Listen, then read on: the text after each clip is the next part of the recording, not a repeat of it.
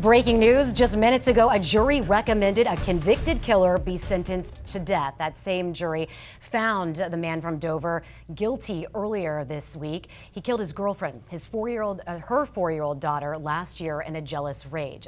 In July, a jury, found Kuzchak guilty earlier this week. 10 Tampa Bay News reporter Kristen Barbarisi is live outside of the courthouse. And Kristen, you watched Kuzchak erupt during that. Yeah, Angel Kuzchak was incredibly emotional. He actually jumped out of his seat and then collapsed on the table, wailing and sobbing when he heard that recommendation of the death penalty. He was actually taken out of the courtroom, but we could all still hear him sobbing from his holding room as proceedings continued. This jury decided to recommend the death penalty by a vote of 10-2 for these brutal stabbings of Amalia Kokchuk-Tepek and her 4-year-old daughter Estrella.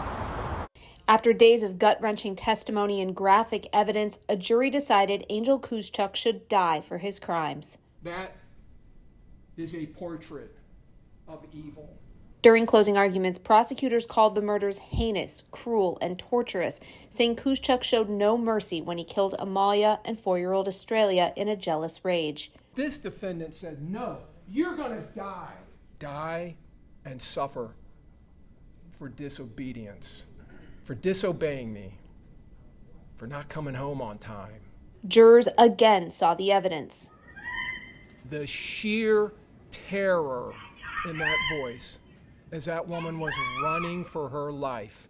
And for the last time, they looked at photos of the violent aftermath. It's unspeakable what this child went through.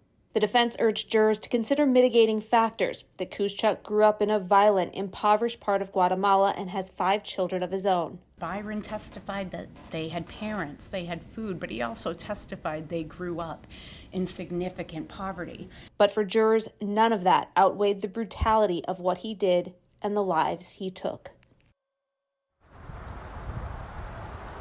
Now, the jury's decision is just a recommendation. On December 11th, there will be another hearing where the defense will again have a chance to present some evidence to the judge as to why she shouldn't sentence him to death. And ultimately, it will be up to the judge to make that final sentencing decision. After today's verdict, I did speak with the state's attorney, Susie Lopez. You'll hear from her coming up at 6.